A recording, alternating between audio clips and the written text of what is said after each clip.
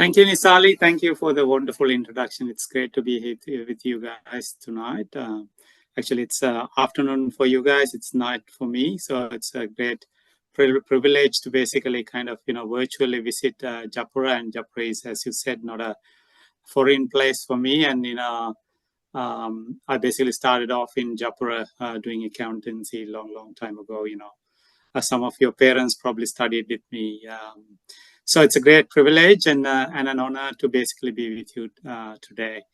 I'm going to share a few things today. I'm going to basically give a very quick introduction to AI and a few theoretical parts around AI, and then go into applications of AI in my workplace and basically a few areas in my workplace.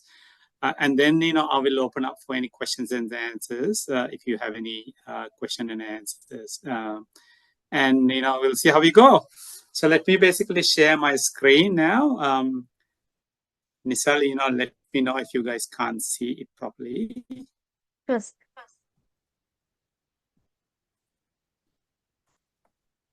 Can see your screen, sir.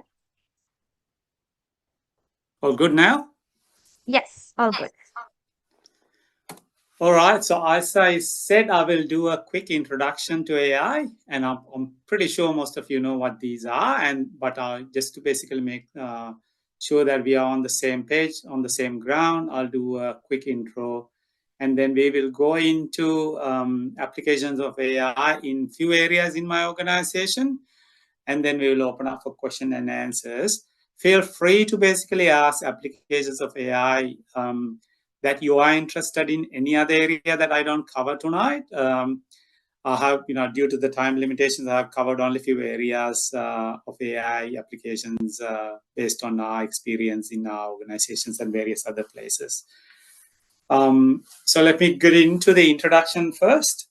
As you know, in everyone knows what AI is, but in my layman language, AI is machines and algorithms that think like human, act like humans, and behave like humans.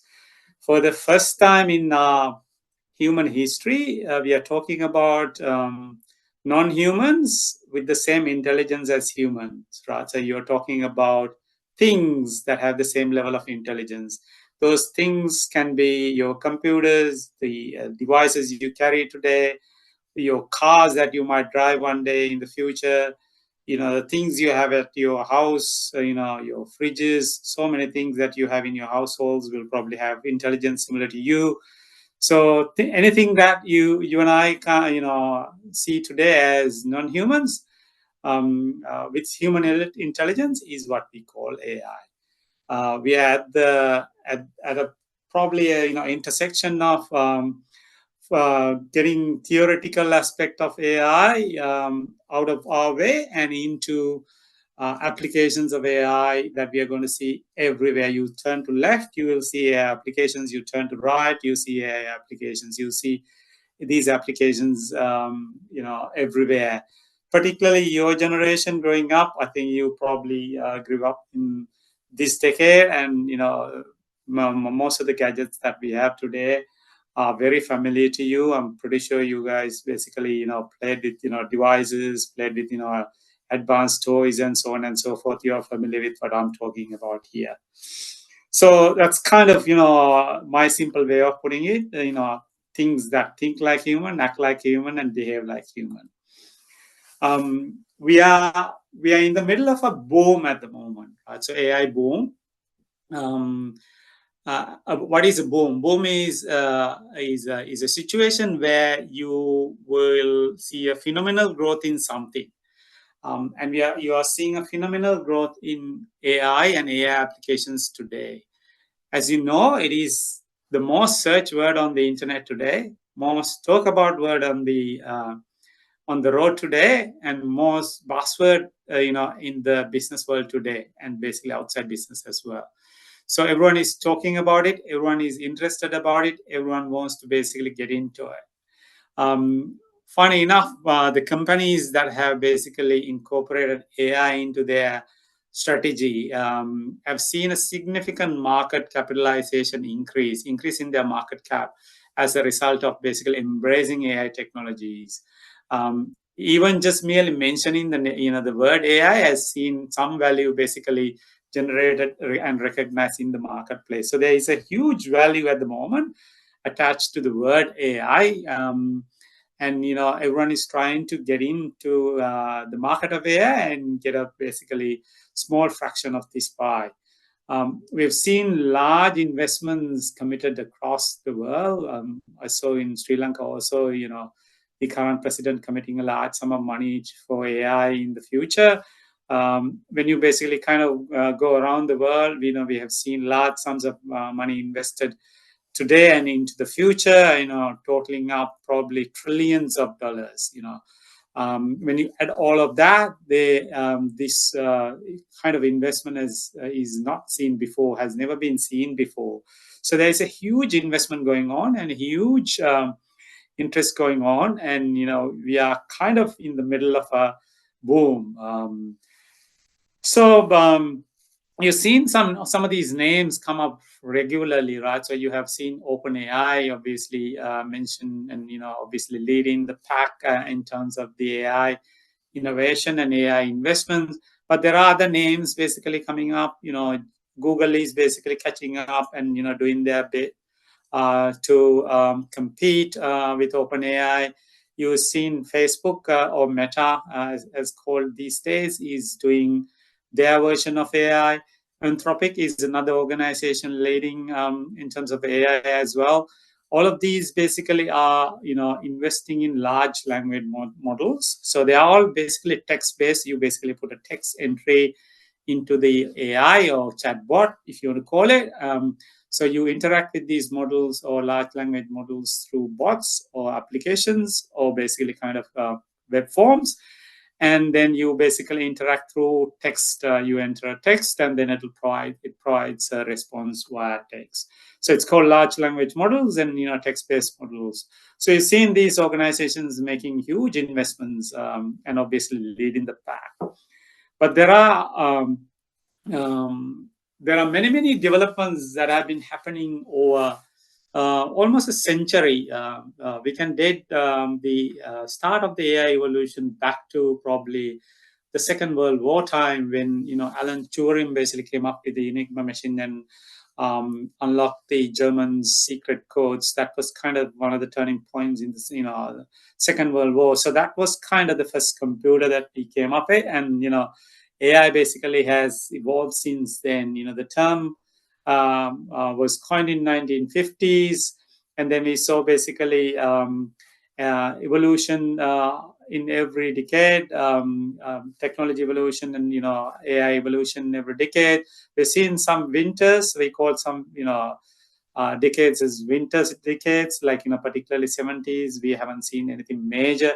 But coming into 2000s, we've seen autonomous gadgets, robotic gadgets at your household. There might be vacuum cleaners and things like that. Then we saw the personal assistants like Siri and Lexa and all the other ones. We played around with, and of course, 2020 is basically marked the explosion of AI. So AI didn't start yesterday or last year or maybe in the decade. It basically started way back, and this Alan Turing's innovation, or basically uncovering of the developing the Enigma machine, basically can be traced back as kind of one of the starting points of the AI evolution. Today, when you talk about AI, it is basically ChatGPT. Everyone thinks ChatGPT is AI because they kind of revolutionize the AI and put AI in the hands of everyday people. Launched in 2022, it became the fastest growing app. I'm pretty sure you're using it for your studies and other work as well. There are millions of users today globally, and there are two versions, paid version and a free version. And as I said before, it is the face of AI, but AI is way beyond that, way more than that. So when it comes to jobs in the marketplace, especially in the area of AI, where I interact with a lot of AI developers, AI technologies, AI engineers, and so on and so forth. There's a huge demand for AI related jobs. Anyone with AI related skills basically get a significant premium in terms of their salaries and remunerations in the marketplace. Even at junior levels, you get a significant premium to non-AI jobs in the marketplace. And this is going to continue for some time. And any technology that is going through a boom is going to basically give a significant premium or pay a significant premium to people who are basically in that field. As AI is basically going through a boom, this is not unusual. We have seen similar booms in other fields. Finance went through a boom as well. Other IT jobs went through a boom as well. But it's today AI roles that are going through that boom. So those who are not in AI related jobs, like doing finance job, business administration jobs, I think there is opportunity for you also to learn where AI and apply AI. So you don't have to learn coding of AI, you don't have to learn engineering side of AI, but you can learn other things that you can apply in your workplace, and that will definitely give you an added benefit, added advantage in the workplace. And in fact, that is going to be a requirement in the workplace. We're talking about requirements in the workplace and in businesses, right? So as we speak, we're seeing a lot of curriculum changes happening in the education sector. And all the educational bodies are juggling to trying to figure out how to incorporate AI in their curriculums. I've seen this play out in finance. I've seen this play out in business marketing and all the other areas as well. In fact, I basically participate in a number of different organizations, helping them work through their curriculums, the education system, and so on and so forth.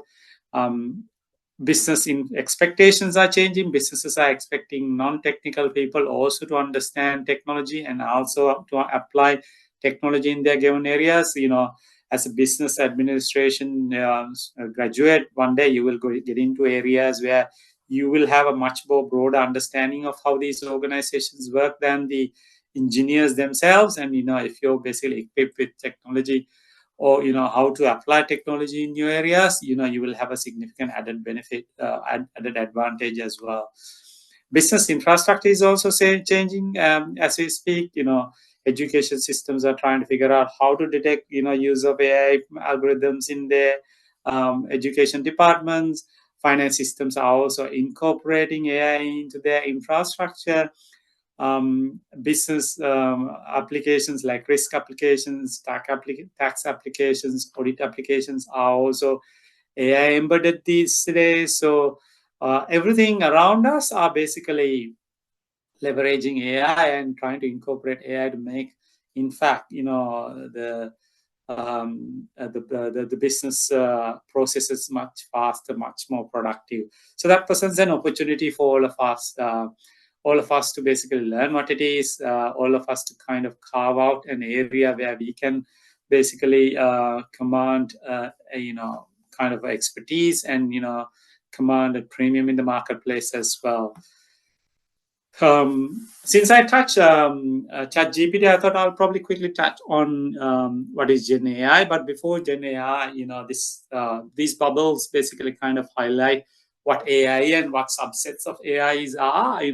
Obviously, machine learning is one subset. Machine learning is where you get a machine to understand patterns, understand different things using algorithms, and a subset of that is deep learning. Deep learning is basically a way of kind of is built based on how our brains work, and it's called neurolinguistic as well. And deep learning basically gives you a deep understanding of the given area. And there are other subsets within that. Obviously, generative AI is one of them. And generative AI is a technique where you generate new content using data, and you have seen that play out in ChatGPT. And when you basically ask for a question, it generates the content. So that content can be words for your question. It can be an image. It can be a video. Or it can be a music. It can be anything. So it's generating basically content using leveraging existing data and other data structures there. So just wanted to quickly touch on Gen AI, since there is a trend at the moment. There are many tools out there. As I said before, ChatGPT is one, Llama is another one from Meta, Claude is another one, Gemini is from Google, but there are other applications on here that are commonly used. This is kind of the top 50 of Gen AI platforms, and they are basically used for various applications. You have YouTube summaries, basically generating scripts from YouTube videos. You can generate slides based on content generation. You can basically remove, modify photos, and so on and so forth. There are so many applications that you can use these different tools for. And all of these or some of these are basically multimodal. What that means is, if you take AI, ChatGPT as an example, it can generate text, it can generate, video, it can generate images, so it can generate multiple things. It's called multimodal. So some of these applications are multimodal applications. And it's a huge marketplace. It is estimated that this marketplace is going to be about more than $1 trillion very soon. So it's going to be a huge marketplace. And it's going to basically generate about 40% growth every year. So it's a huge market. Everyone is trying to capture a fraction of, and we're just starting to see the beginning of this one. It's not too late. It's probably the right time to get into this market as well. Now, what can Gen AI do for you and I? So it can do many things. It can basically do, automate data entry processing. It can do forecasting modeling. It can do anomaly detection. It can do tax planning. It can do business reporting. It can do client interaction. It can do process compliance. It can do everything, anything and everything. So whatever you do today manually using computers and manually, Gen AI can do it much more faster. So it's going to give you a significant advantage in terms of productivity and efficiency in your organizations if you basically apply them well. So a couple of things that you have to be aware of. And obviously, when you're generating content using artificial intelligence, you have to basically be aware of prompt engineering. I'm sure you guys have heard about prompt engineering. Writing the prompt in a way that AI understands is critical. And if you basically can engineer the prompt properly, you can get a really good answer back from the prompt from the AI. So the prompt engineering part is a really critical part. Other part is basically, AI is generating content, and some of this content can be inaccurate.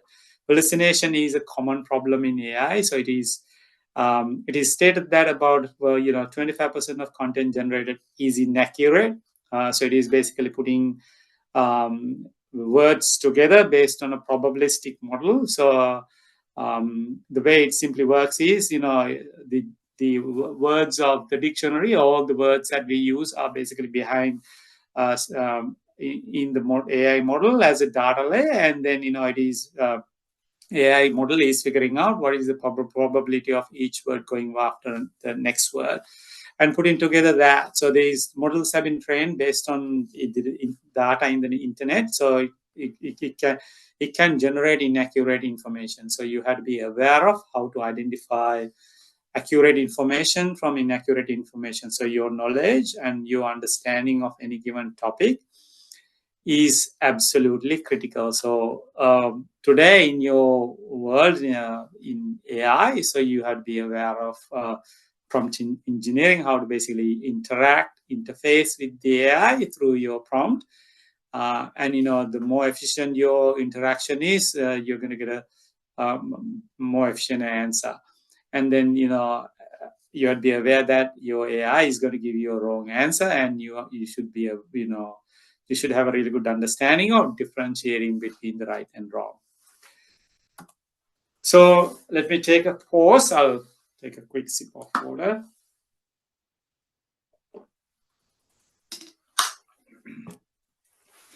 I'm going to go into productivity, and I'm going to basically talk about AI application in productivity.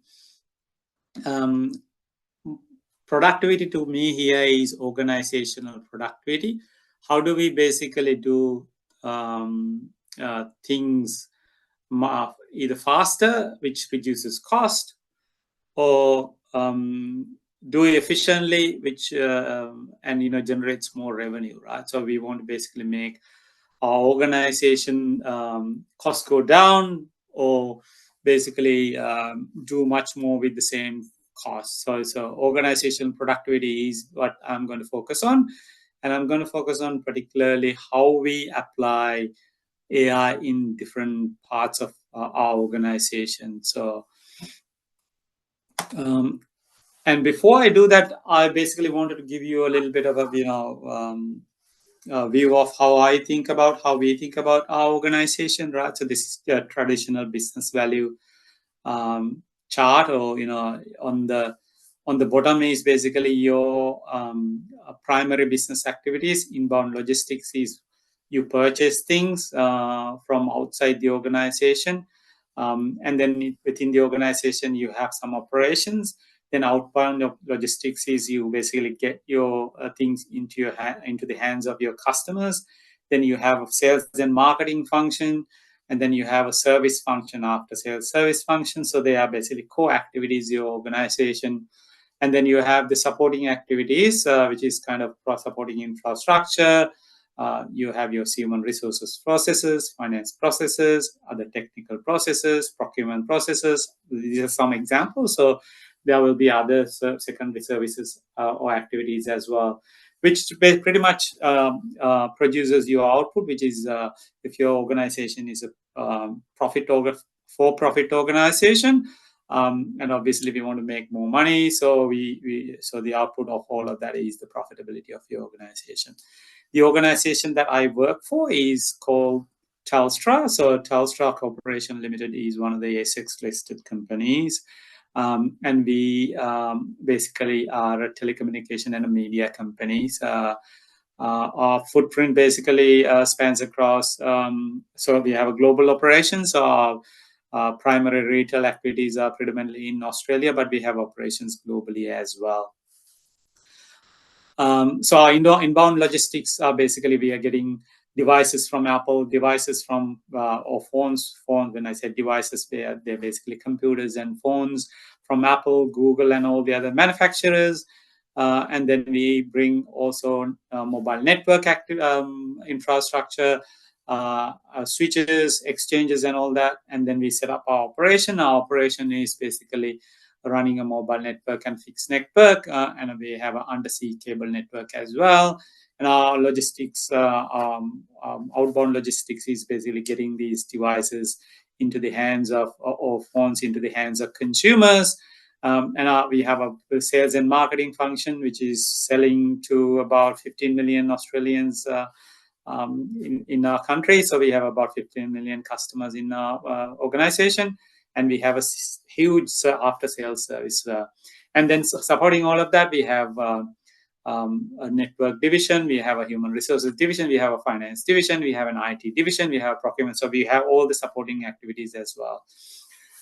Some of the key statistics of the organization. So we make about $23 billion. I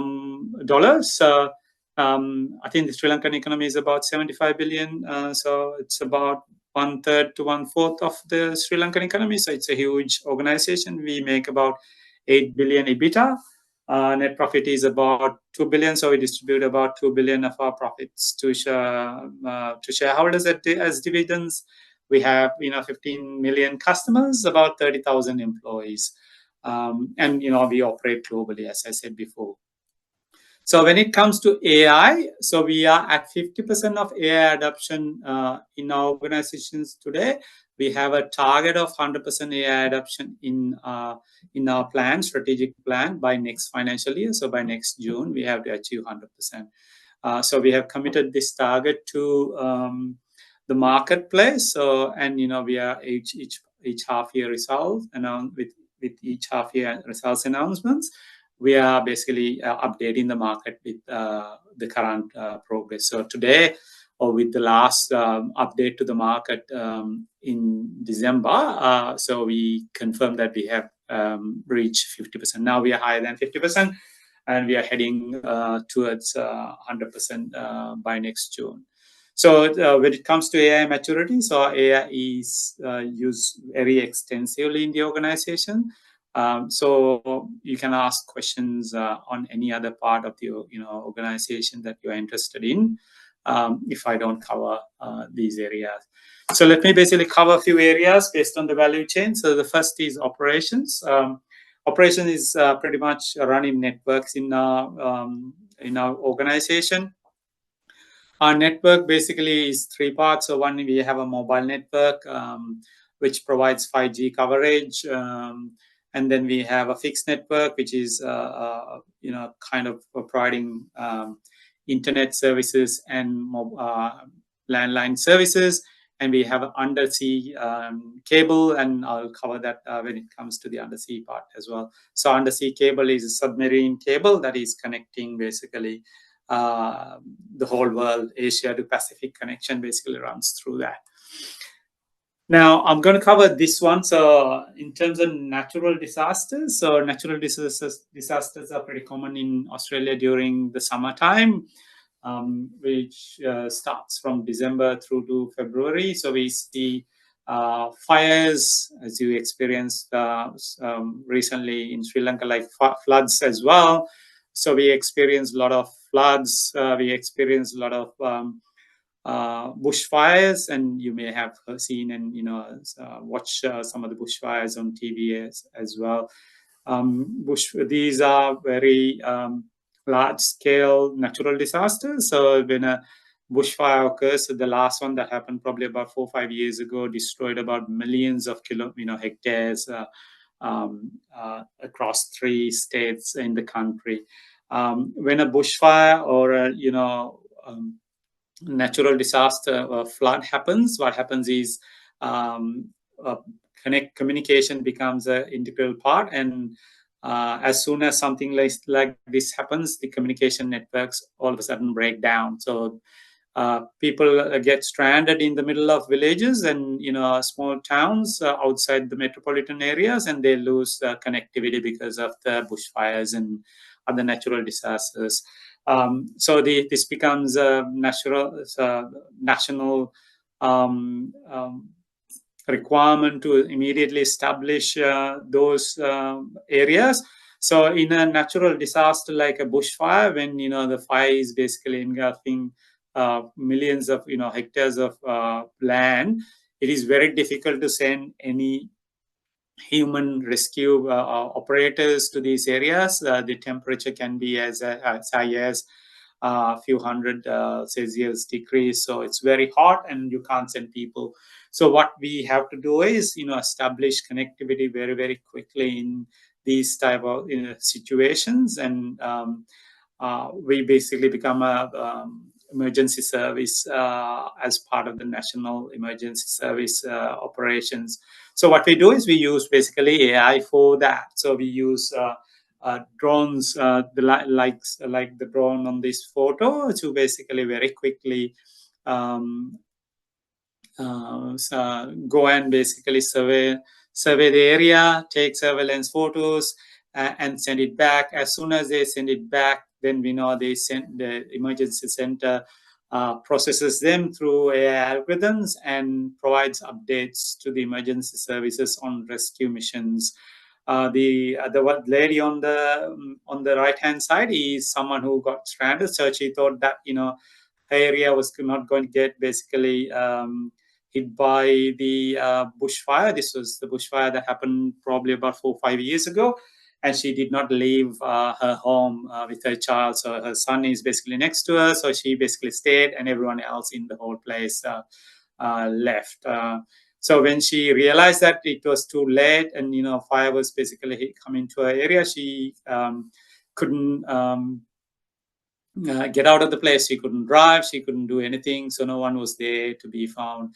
And then these our drones detected her, and we need immediately basically enable emergency communications via those boxes there.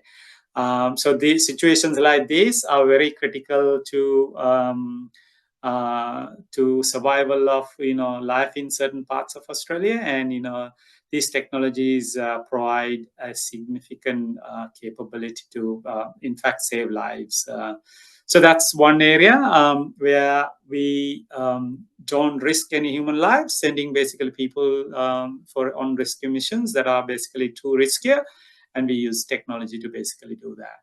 And these are basically special made purpose-built drones.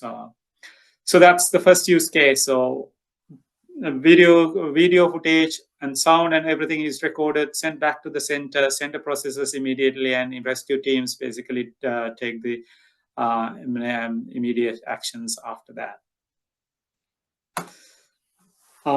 So this is kind of day to day. Australia is a huge country, the 5th largest or 6th largest globally. So it's the geography is about 8 million square kilometers, or more than 8 million square kilometers. It's a hugely huge landmass, and population is basically pretty much scattered around major cities. So you probably hear Sydney, Melbourne, Brisbane, Adelaide. So those are the places where you see a lot of population, but there are a lot of small villages outside.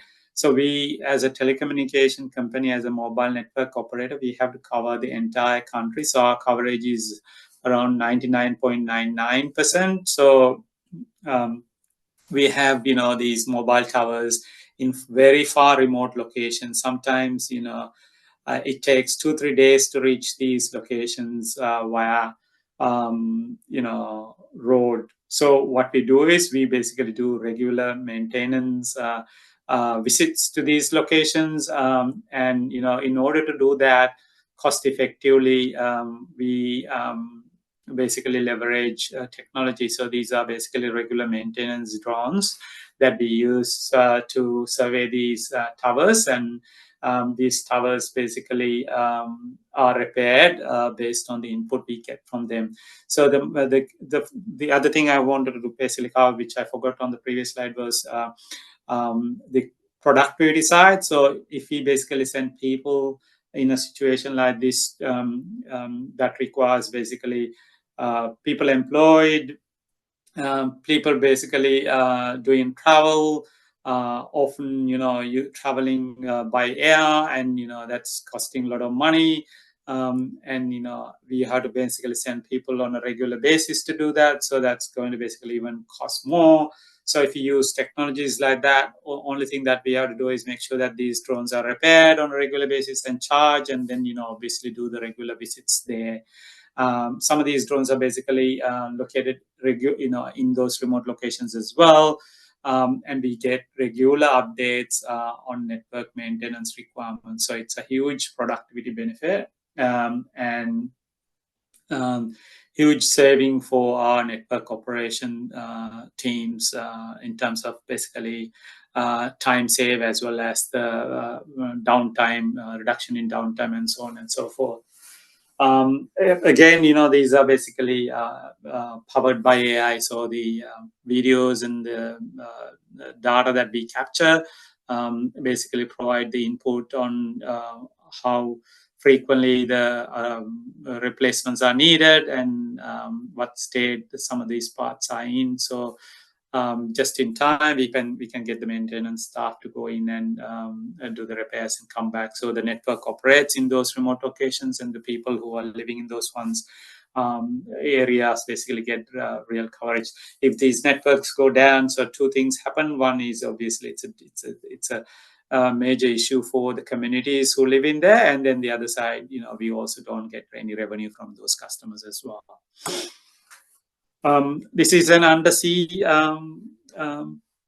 monitoring equipment. As I said, we manage the undersea submarine cable that pretty much connects the whole world. So the left, the east and west is connected through this cable.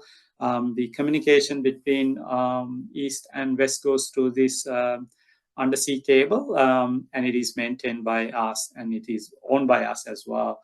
So it is absolutely critical for the whole world to operate, and absolutely critical for us to make money, obviously. And there are instances where we have experienced damage to this undersea cable, due to unknown reasons. So we always take immediate steps to maintain the connectivity between the east and west, the whole world, pretty much, right? So, and for that, these cables basically run deep on very deep under the sea, and it's very difficult in some parts to send human divers and observe these cables as well. It is very costly to send human divers to these locations. What we do is obviously use these undersea machines or undersea basically submarines to go and observe the cable and basically report regularly back to the center. Some of these have been used in international missions as well. MH370 situation, as you know, the Malaysian Airlines that went basically missing. Some of these basically drones were leveraged for those undersea operations as well. I'll show you how this operates undersea. So next page, I have the video. Let me see if I can play.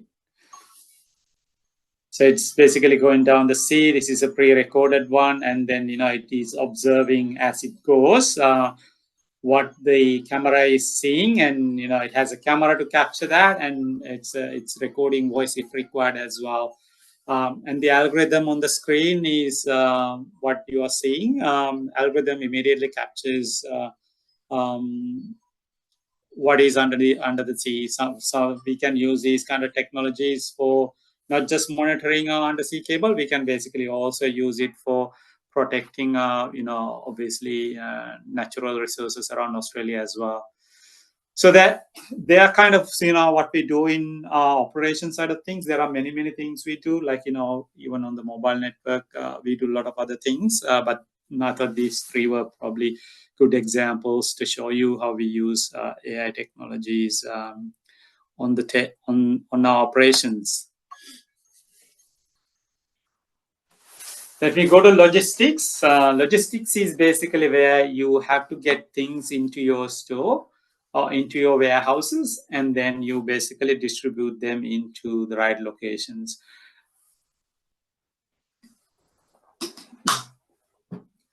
In terms of attaining right productivity in logistics, so you have to basically get the items or the products right time into your warehouses, and you should probably minimize the number of days items are in your warehouse and should get it to the destination. The shorter the time you retain, you reduce the obviously the cost of goods. And you reduce the holding costs, you reduce the interest costs, you reduce all of that. So the purpose of running a very efficient logistic operation is to make sure that your business is very profitable. So there are a couple of things we do in terms of, there are many things we do, but I'll show you a couple of things. One thing is obviously forecasting. Forecasting is absolutely critical for getting items right in time for your inventory. Some of our items basically have a lead time of 3 months, 4 months. So if you take iPhone as an example, so we basically sell millions of or thousands and thousands of iPhones every week. So we need to basically get those devices from very offshore locations. And their turnaround time often is months, if not weeks. So we need to be absolutely certain how many units we need each week, each day, and we have to basically place those orders with those manufacturers, Apple, Google, so large operators globally, really well. So we use basically forecasting for forecasting future trends.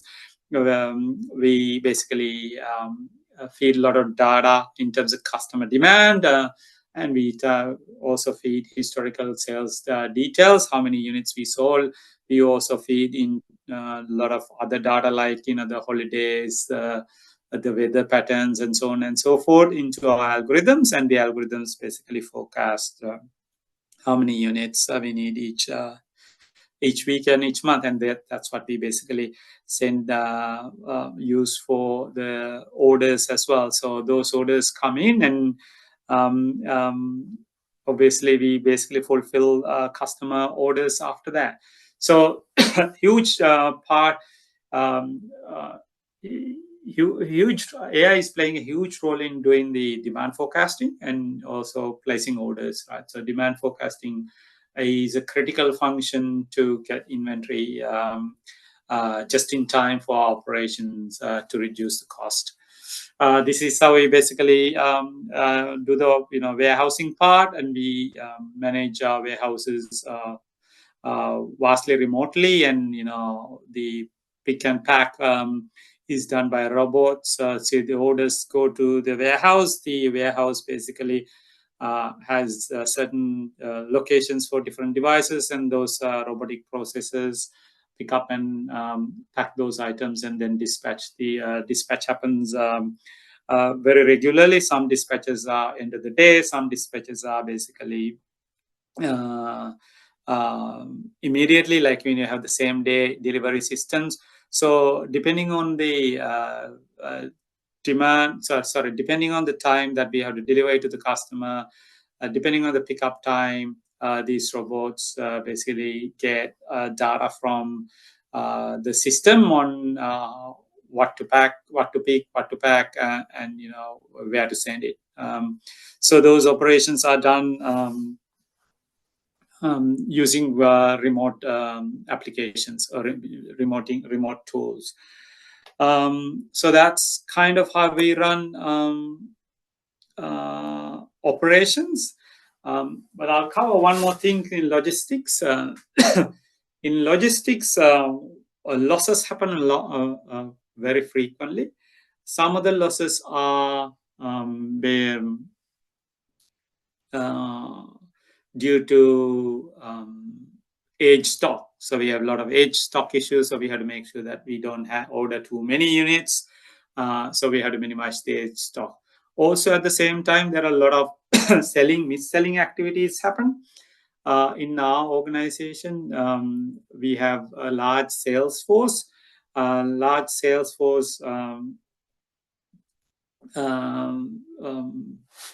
Basically get involved in selling units to our customers.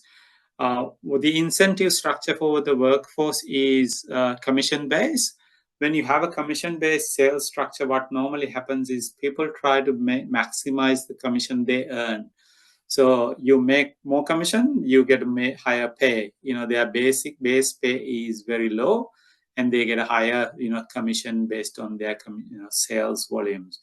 So in order to basically sell more, what they do is they basically mis-sell. Mis-sell is where customer is sold a product without a real need from the customer. So they sell it to the customer, they make money, and some of these customers end up not paying. Some of those customers can't even afford to pay.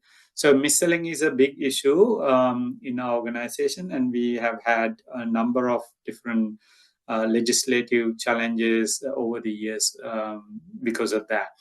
So we wanted to basically identify mis-selling behavior or wrong behavior by any employee in the organization. Anyone who is basically touching customers, we wanted to monitor all of those activities, and we wanted to basically kind of minimize the mis-selling activities. In 2019, I think we got a huge fine from the government for mis-selling for 50 customers, 50 Aboriginal customers, to the value of, I think, about 300, 400,000. But we got a fine for $50 million. So it was a huge fine. And in order to basically prevent this kind of things happening, we designed this system called Spider. Let me see. I can take you to, this is a video video recording, but I'll try and see if I can take you to the right spot in the video.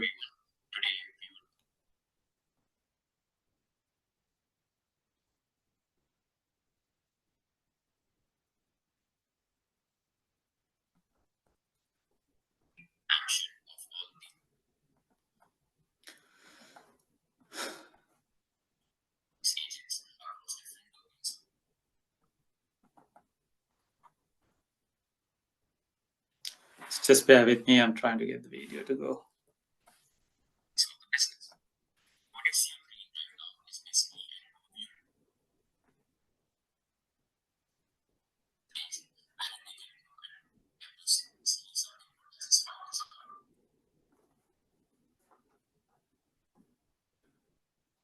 All right. So this is kind of the tool that identifies all the misbehaviors and also highlights who is the person, what is the misbehavior, what is the misbehavior reason is, and then and recommend actions for those misbehavior actions. And then what happens after that is we have a team of compliance team. They basically look into this every week, every month, and investigate each one of these. So when they click on these names, they can create a HR case immediately, and they basically investigate the case and then take the necessary actions. So since basically the deployment of this tool, the misbehavior has completely vanished. So we're very certain that whatever the misbehavior activities that anyone is trying to do is getting caught here, and people are aware that we have this tool, and tool is monitoring all of that. So previously we couldn't manage this manually, and obviously this tool is giving the insights we need and the actions we have to take on the basis of those misbehaviors. What is underneath this is data and AI. So this AI-driven tool, and AI-driven tool is basically identifying the tool. So in a situation like this, it is very difficult to identify manually. So it is very difficult to identify through any other tools. So the cost of basically missing something like this is massive for the organization. So as I said before, we spent about 50 million as a fine alone. So the reputational damage that caused for the organization was even more. In order to basically manually identify these kind of things, we would need hundreds, if not thousands, of staff. So now this tool, we probably spent maybe about a month developing with a few programmers and engineers and a couple of AI specialists, and now doing the work for years and years. So that's kind of the misbehavior. So it'll take me to the sales. Let me go to the sales side. So I've covered operations. I've covered some logistics. In operations, I showed you the networks, three different networks. In logistics, I showed you, how we apply AI in getting inbound logistic right. And then I showed you how the operation is run. And also I showed you how, misbehaviors are identified. Let me go into sales and marketing a bit.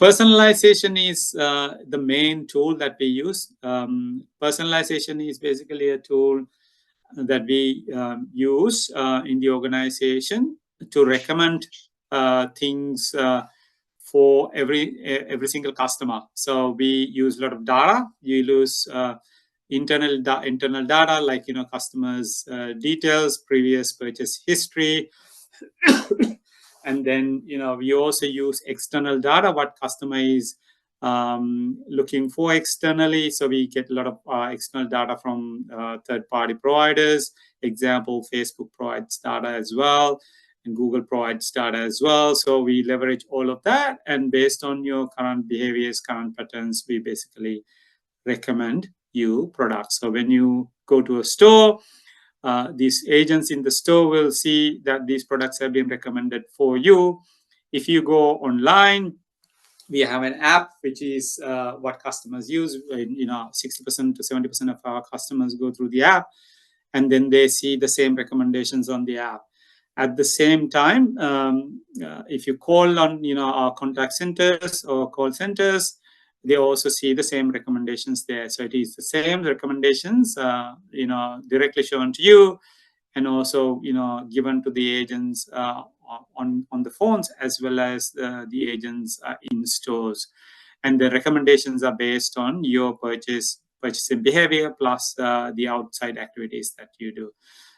This personalization engine is key to saving time, obviously the agent time, selling, identifying your requirements, selling the right product, and recommending the right, providing the right recommendations for you.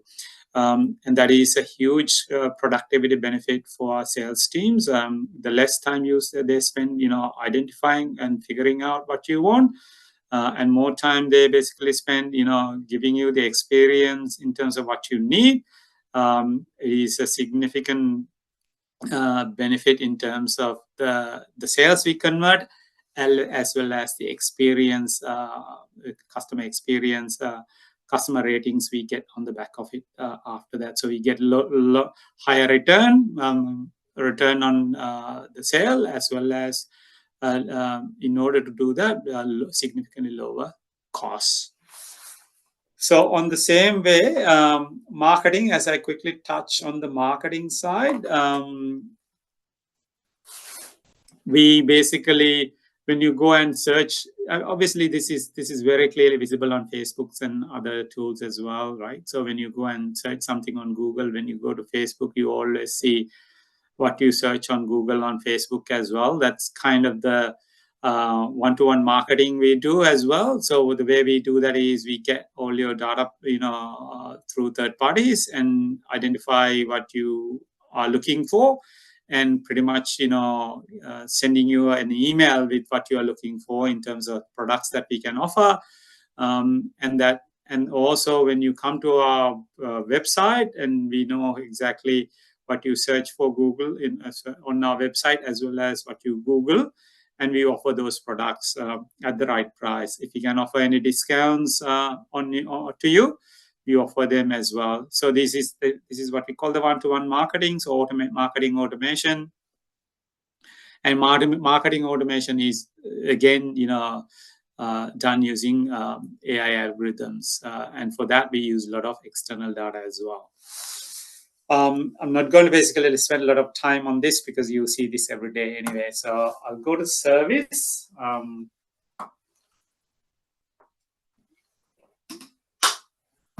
And service is basically done through chatbots. So customer service is a very expensive activity for our organization. We get about, for a year, we used to get about 30 million calls, right? So 30 million calls was a huge amount of that. That was 500 million basically service cost a few years ago. And we wanted to significantly reduce that, because the service cost is one of the costs that we wanted to basically significantly reduce. So we implemented, obviously, chatbots long time ago. Now chatbots are a very common thing. And these chatbots basically try and handle all the questions they can handle in terms of customer service. So this chatbot is available through the app on the web, and as well as in store as well. And the same tool is available for internal staff as well. Internal staff is also struggling to find information, and they end up basically spending a lot of time looking for information to serve customers. So we want to minimize time our own employees or our own customer service staff spending looking for information. In order to save time, we basically leverage the same technology for our internal customers as well. I'll quickly show you the tool. I basically have a version of it. This is our website. This is the website. We have all the information. So this is like a Wikipedia type website. It's got a lot of information. It's very difficult to get exactly what you want. This is what we have. I'm just showing you a demonstration version of it. This is, we call it Ask Telstra. You can ask any questions. Let me ask, what is the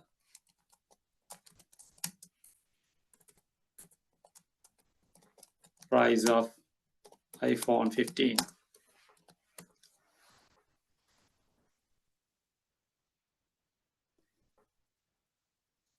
Is searching the website now, browsing the website, and it's giving you the price.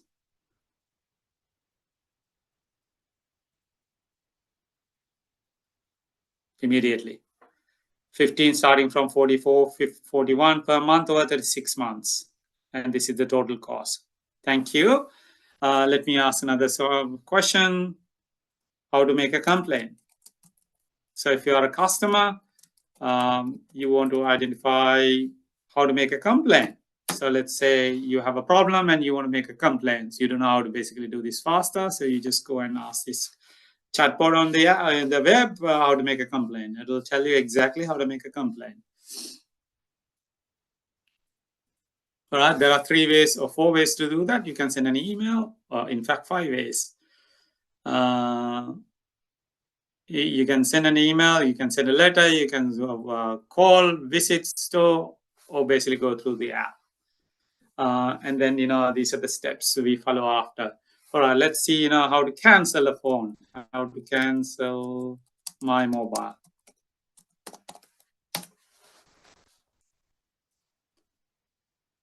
I'll tell you exactly how to do that. So you just all what you have to do is follow the steps. If you are a customer service agent, some of these are basically fairly straightforward ones for them. But if you are new, just starting, you don't know how to find information. This is what they have. They basically go and ask Telstra, the bot. And then let's say we want to find out. So you are a new you are a customer who walked into a store and you want to basically understand what call rates are for Sri Lanka. So you just ask this question from one of the agents. The agent doesn't also know all the call rates, so agent can say, ask this chatbot, what are the international IDD call rates Sri Lanka?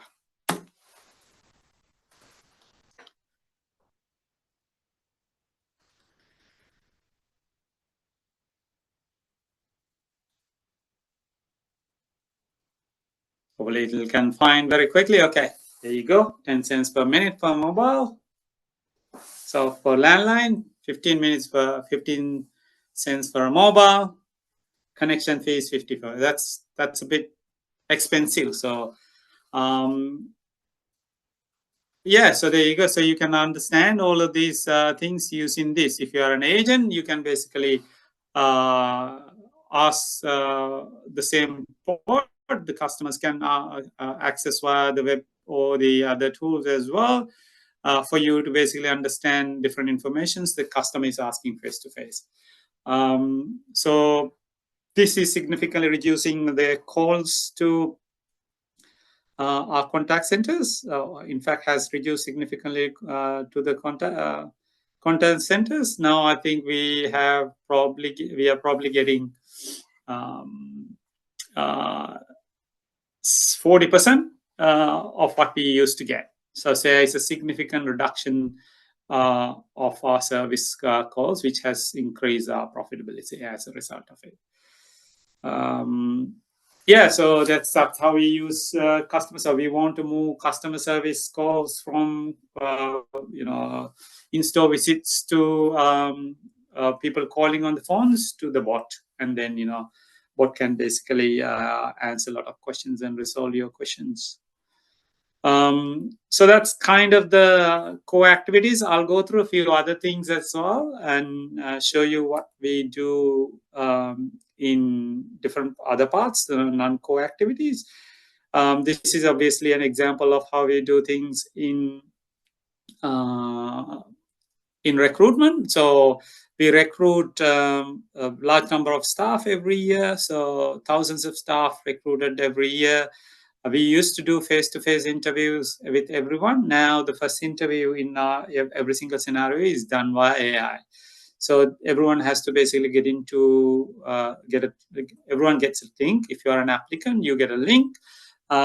You basically have to record and submit your answers to a few questions through video link, and then the algorithm identifies the candidates, does the first level of filtering after that. And obviously we time to time randomly check the rejections as well. And then that way we significantly reduce the the filtering process.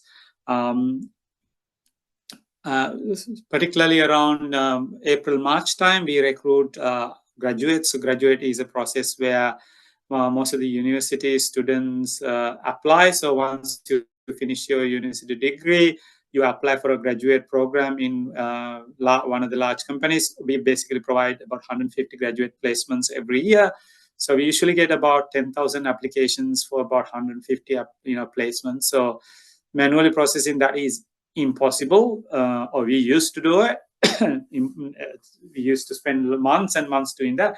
Now the graduate application process filtering about 10,000 applicants down to and then down to 150 is significantly assisted by AI algorithms. Those graduates first go through the video interview, send through the video interview, and then they go through the next level of interviews with humans, but those human ones are also assisted through different techniques, through platforms there as well.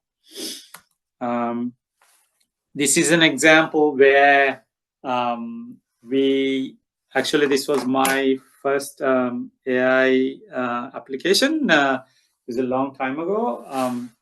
One of the main ones, in 2017, we wanted to acquire this group called Vita Group. And Vita Group was a listed company who managed retail stores for us. They manage our retail stores. They were basically out stores. They were a franchise group. We were in the process of finalizing the acquisition.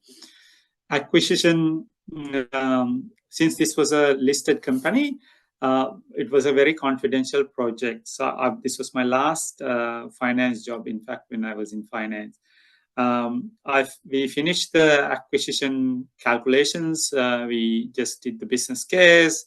We worked out that there's a significant value doing the acquisition. And then I moved on to my role, data and AI role. I was basically working there for a few weeks. This CFO walked into me and said that there isn't. He walked into me around 10 o'clock and said he wants to talk to me. So it was very common for him to just do that. So I thought it was a normal conversation that he was going to have. So I walked into a meeting room and I basically started talking to him. And he asked me straight away, did you give Vita information to anyone else? I said, no, I haven't given it to anyone else. I gave only to you, and I don't know anyone else. Did you give it to anyone else? He said, no, I haven't given it to anyone else. And then I asked, why did you ask that question? Why did you ask that question? And then he said to me immediately, someone has leaked the information to a media group or to a newspaper or journalist, and that has gone on the newspaper. And this share price of this company has crashed. So this is the share price crash, fallen by 62%. So it's billions wiped off market from the market cap. So it was a major issue, and it was a major embarrassment, particularly to me, since I basically got involved as well, and as well as to the CFO. So we wanted to do something immediately. So what we did was, since I was managing the data and AI team, I said, okay, why don't we get a few data and AI specialists and work through exactly what happened. There was no single piece of evidence in that. We did not know who has sent it to who, and how this got leaked, and how this journal basically journalists published that. There was only one piece of evidence in this whole argument. So the team started working on the investigation. So we gave them a timeline, and we said, okay, we need to basically report to the board what had happened. So can you guys immediately finalize this and come back with any findings?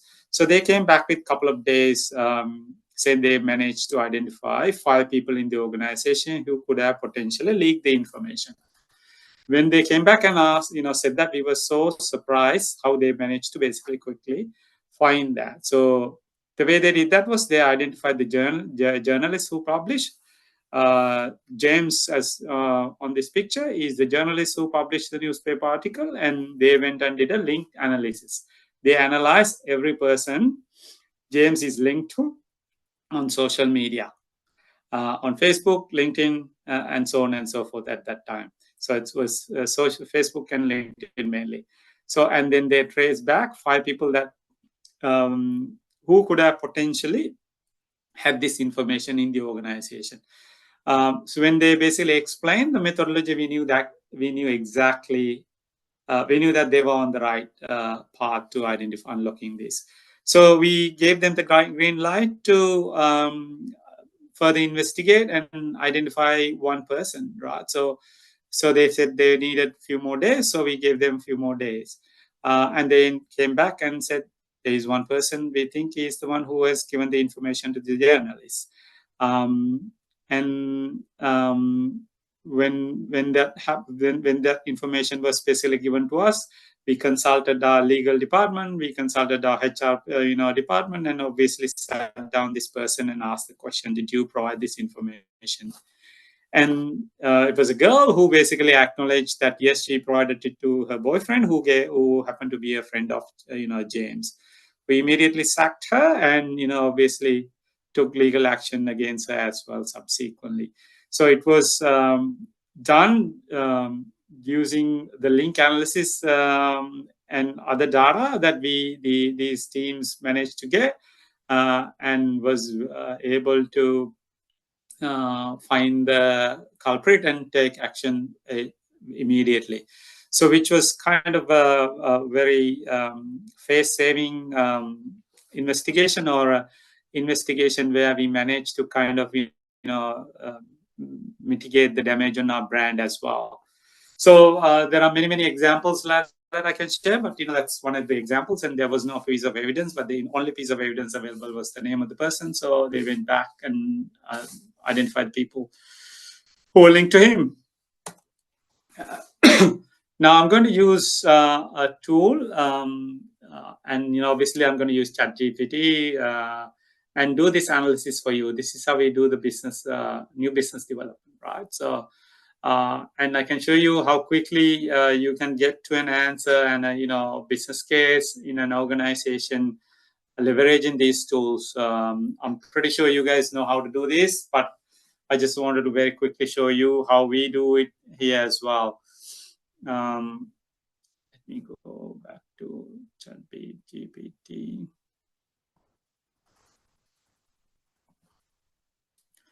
So I'll show you the data. Hopefully my bandwidth is going to stand. Okay. This data is basically bike rental data in Melbourne. So we wanted to basically analyze this data, develop business case, and basically develop a new business, a business for us, right? So I'm going to attach the file.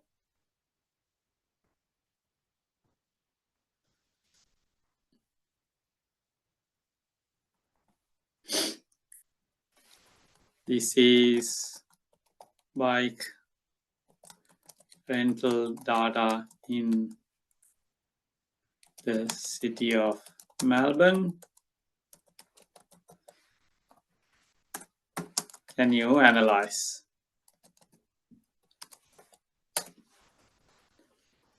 Okay, Mang, quickly giving the answers.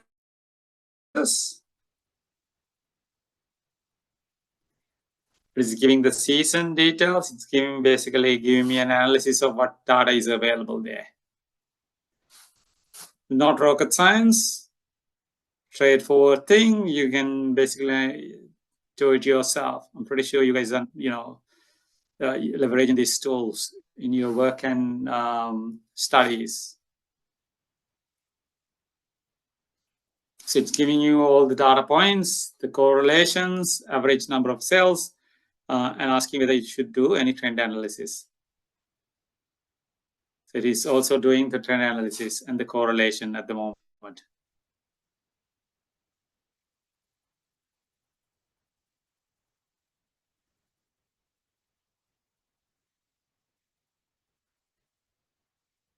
Seems to be an issue with the data, so it's converting the data.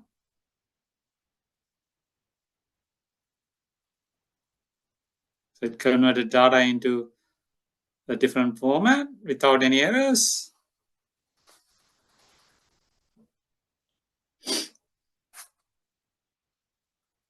Okay, it's giving you the graphs, basic graphs.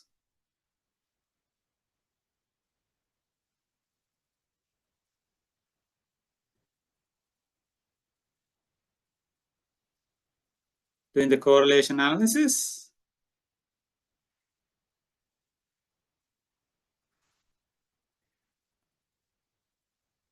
It is analyzing the weather impact.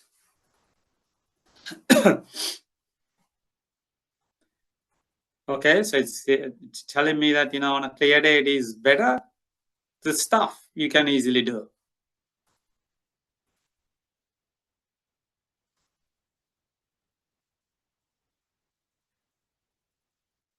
It's giving me the casual and registered users. Asking me whether I want any there. I want to basically do this analysis based on the public holidays. So public holiday data is not there. Can you analyze based on holidays?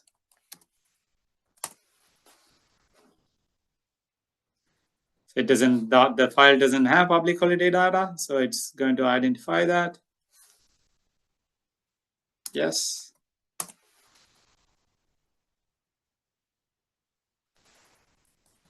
Then you get the public holiday.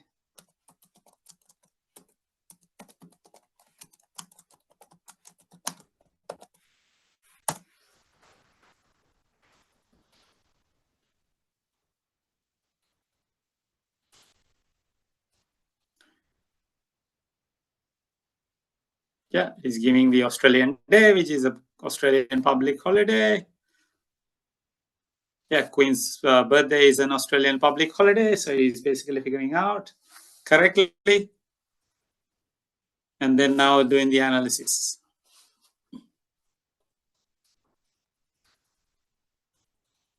Melbourne Cup is an Australian holiday, so it's only Melbourne-based holiday. So it is basically working out exactly what those holidays are.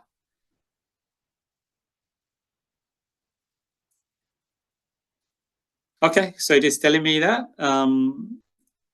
non-holidays is higher than the holidays. Okay, good. Impact on weekends. Okay, let's identify the weekends as well. One more analysis. Weekdays is higher, slightly higher. So I want to, let's say we want to expand this business outside Melbourne. We want to expand this rental business to South Asia. Can you identify locations?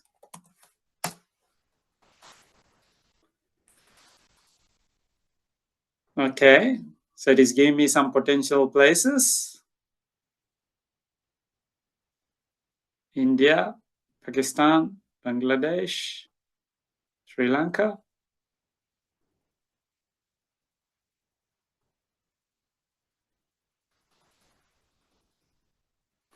All right, let's select. We want to expand to Colombo, Sri Lanka. Can you do a market study?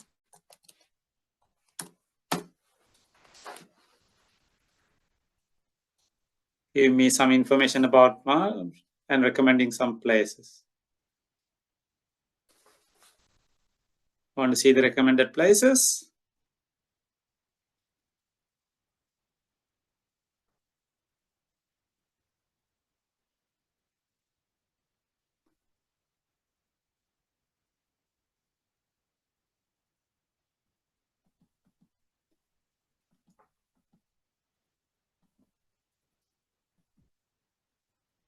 It's recommending places: Goldface Green, Colombo Fort, Gangarama Temple, National Museum of Colombo, Peta Market. Okay.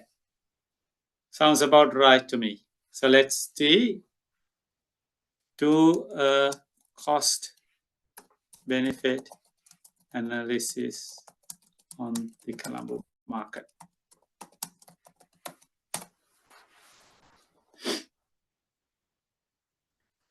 Please give me the purchase prices, all the details.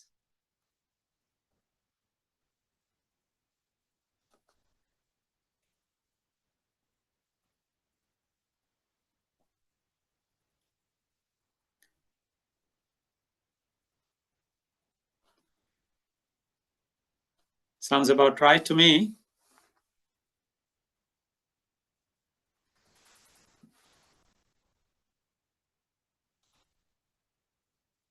Give me a break-even analysis, all the risk factors, and a summary. Sounds good. Now I want to basically write a report to my board. Can you write a report to the board recommending Colombo as the place for expansion?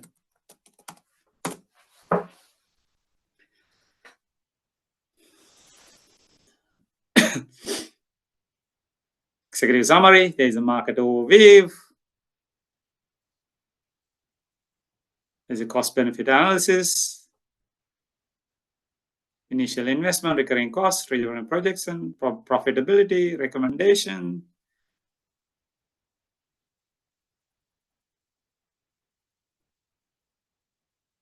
Cool, now I got that. But I need a few other things. Let's see, I want to get some approvals from Sri Lanka.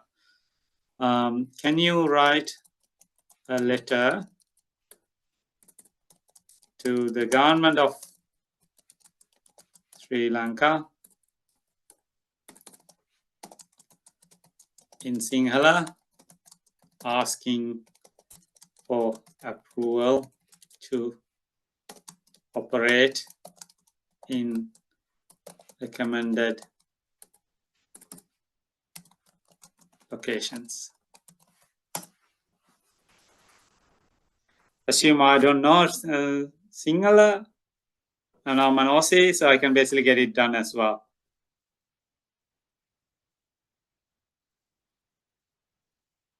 Right into the Basnara Palata Gamana Gamana Aprohana Mathanshe. I don't know whether it is the right place. This is where you need to basically apply your knowledge.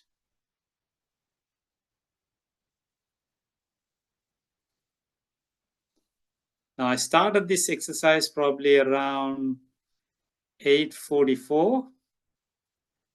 Now 8:54. 10 minutes. And in 10 minutes, we basically analyzed the data. We basically identified marketplaces, did a bit of a market research, and also got some letters to send to the government of Sri Lanka for approvals. Ready to go. So something like that would have taken weeks, if not months, back in the day. Now you can do these kind of things within minutes. So the productivity of organizations should significantly go up if you use AI right way in any organization to do things faster, quicker, with lower cost. You will achieve phenomenal growth in terms of productivity in the next decade or so. So that takes me to the last one. Thank you very much. So that's kind of the end. I'll pause there and hand over to you guys to basically, for any questions, if any.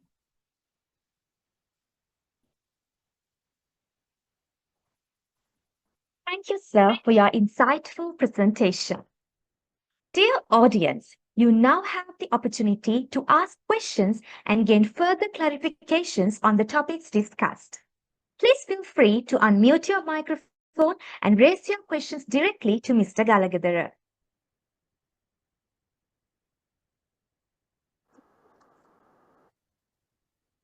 So what are the ethical considerations should business keep in mind when implementing AI to maintain or enhance the quality standards of their products? Yeah, good question. So ethical considerations, Bhagya is a main one. So ethical consideration should be applied on every single application. Let me take a recommendation as an example. Right? When you're recommending a product, and if you use, particularly in Australia, right? So Australia is a multi-ethnic country. So you have Aboriginal people, you have immigrants, you have white Australians, right? If you basically use only a partial data set that only has, say, white Australians in the data and recommend products to non-white Australians, Aboriginals or immigrants, that's going to cause a major problem, right? So we have processes in place in our organization to identify biases in data and test recommendations before they are applied in the organization or in the application. So you should have any organization should have processes to identify biases in data, processes to identify the recommendations and the biases in recommendations, and even if you miss any issues through that, subsequently come back and correct it. So those ethical processes are run by separate teams. So there are AI ethics teams who are working on development teams right throughout, from the data to model building to application to post review, working through ethical applications. So it's a really good question. So it's a very integral part in any AI development. Hopefully, Bhagya, I answered your question.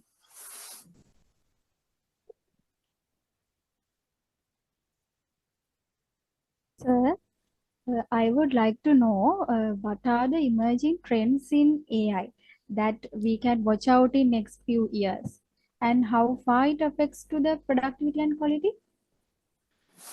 Look, I think the language modeling architecture is the main architecture that is used now. So that language-based interfacing and language-based generation is the trend, current trend. And there are basically a lot of testing going on around visual-based ones, like, the camera-based, like self-driving cars as an example. The visual computer vision related technologies are emerging at the moment, but they are not at the same level as text-based. So the next 5 to 10 years, it'll be computer vision-based ones that will emerge. But at the same time, the quantum computing, the current computing that we have is not normal computing we have. The quantum computing is evolving. So the quantum computing will basically pick up probably from 2030 onwards. So that will give us much more computing power to do even more sophisticated ones. So I think the computer vision is another trend. Quantum computing is another area. And those if you develop like computer vision based ones, you can apply that to many other things. Self-driving cars is a really good example. We haven't worked out exactly how to make car drives without a driver yet, but these technologies will definitely push us forward.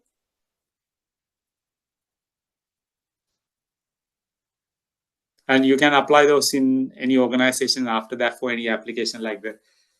So, particularly in retail, we are testing branchless staff, like, staffless branches. So people without stores without people. In Australia, in retail stores, when you come out of, supermarkets, you have someone basically at the kiosk to scan it. For a long period of time in Australia, we don't have any staff. We have self-managed, you scan and you pay and you walk out. But in the future, we are not going to have any staff at all in retail stores. These computing system, vision-based systems will basically enable identification, stealing, all of that in retail stores and workplaces and so on and so forth. Any other questions? Mr. Prabhash, can I ask a question? I hope whether I'm audible. Yeah, I can hear you. Mr. Prabhash, so you were talking about so many AI tools, and I just want to know, is there already a scenario in your company where in a team, humans and AI as team members are working together, like not AI as tools, but like AI as another team member? Yeah, absolutely. Our contact centers, we have the bot and staff, right? The bot hands over to staff. Yeah, you're talking about the chatbot, right? So yeah, do the humans trust them? Like, do they have like trust issues, or like do they feel like they will be replaced? Things like that. Not really.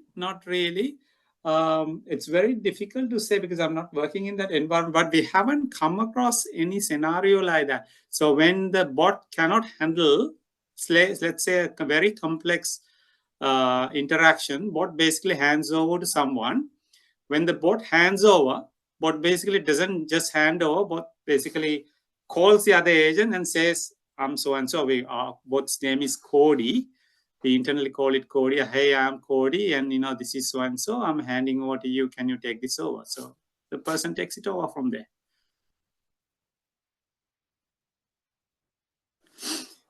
It's the same thing like with our network service staff, right? So they get calls from the bots as well, and then they basically work based on that.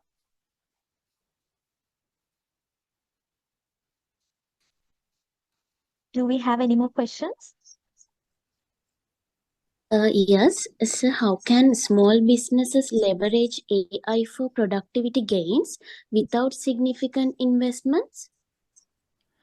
Look, I think there are a lot of tools available. I think the biggest thing for a small business, and I'm basically talking about Australian small businesses, I think Sri Lankan small businesses are not very different, is the time, right? So most of the small businesses are run by either 1 or 2 people, right? So they are very time poor. And most of the time, what they do is, spend their time on the business itself. But there are a lot of tools like, let's say marketing tools, right? So if you want to expand your business outside your area from Colombo to any other area, you can leverage AI tools for marketing. So you can basically automate some of that. But I think with the small businesses, I didn't get your name, but the main challenge is finding time to do all of that. and then the next one is obviously the know-how, knowledge of how technology is going. If you overcome those two, I think there are a lot of ways small businesses can benefit. In Australia, particularly, the government is basically spending a lot of money on educating small businesses on AI technology. So they are given like courses free. So small businesses can take up courses free of charge and so on and so forth. There are a lot of opportunities created for small businesses in Australia. But again, similar to Sri Lanka, the challenge is the time.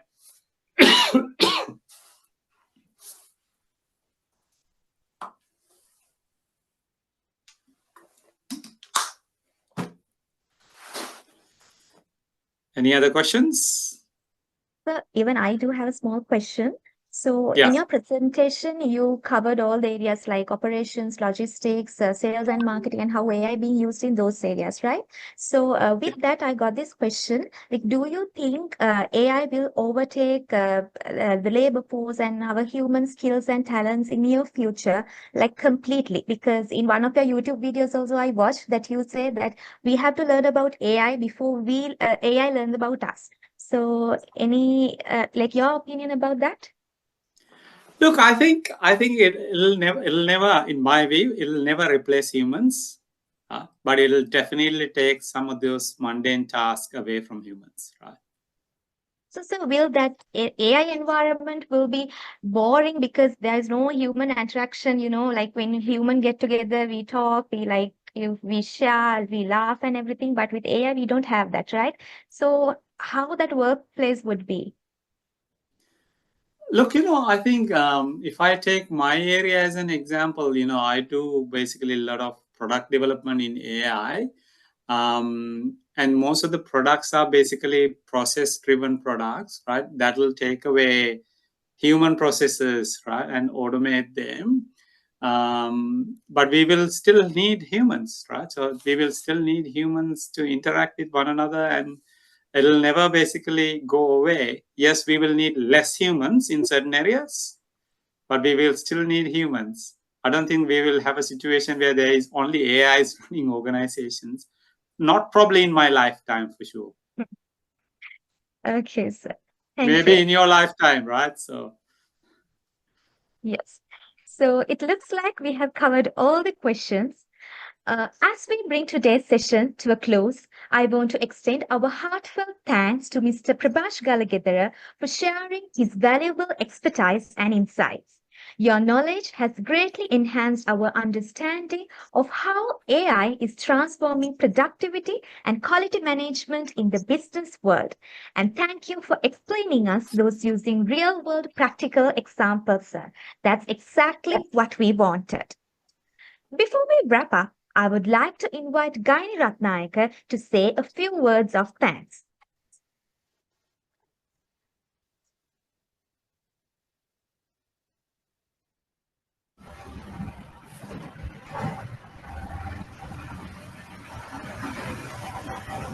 On behalf of the Department of Business Administration at the University of Sri Jayawardhanapura, I would like to express our sincere appreciation to Mr. Prabash Galagedara for delivering an insightful and engaging lecture on productivity and quality aspects of AI. Sir, you were really humble enough to accept your invitation amidst your busy schedule, which showed your generosity towards your motherland and future generation of it. Your expertise and in-depth of knowledge in this field have provided us with valuable insights and perspectives that will undoubtedly benefit our academic and professional desires. Thank you for inspiring us to explore the endless possibilities of AI in enhancing the productivity and quality. Your contribution to our learning experience is truly appreciated. I would also like to thank our esteemed panel of lecturers for facilitating this event and providing additional perspectives on the subject matter. Last but not least,